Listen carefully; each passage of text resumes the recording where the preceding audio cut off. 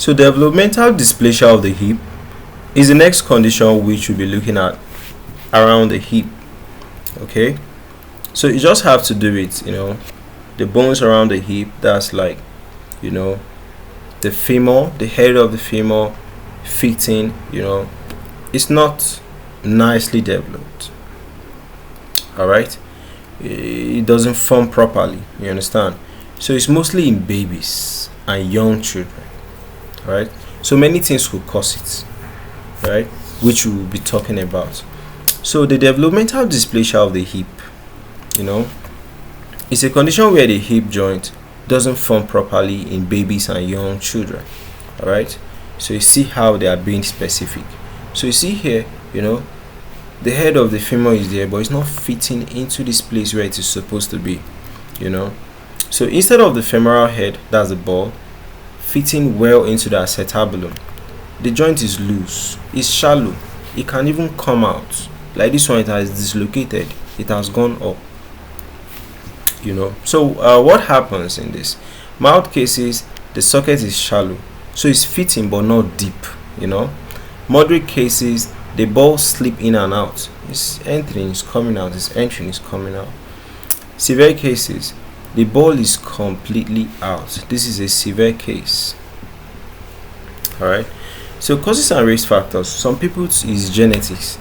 So maybe they have some one or two problems that affect development of bones, development of ligaments, all those Ehlers-Danlos, all those connective tissue disorders. Okay.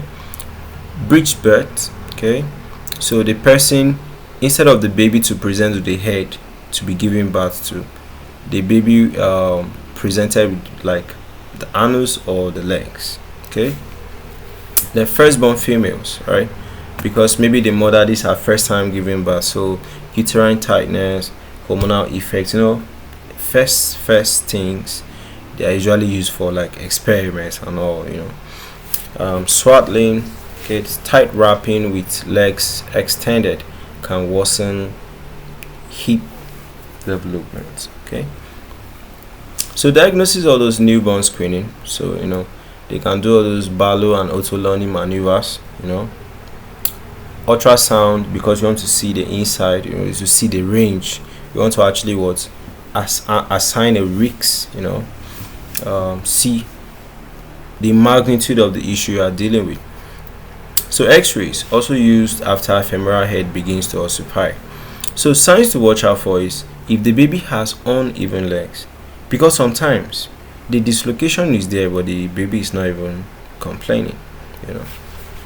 Asymmetrical thigh folds, limited hip abduction, limping or waddling gait in toddlers.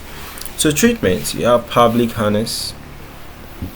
They put something like a rope here, and tie the leg to hold the legs in place.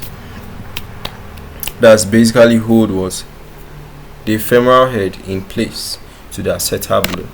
Bracing or casting, closed or open reduction surgeries, osteotomies. Okay, so that's it.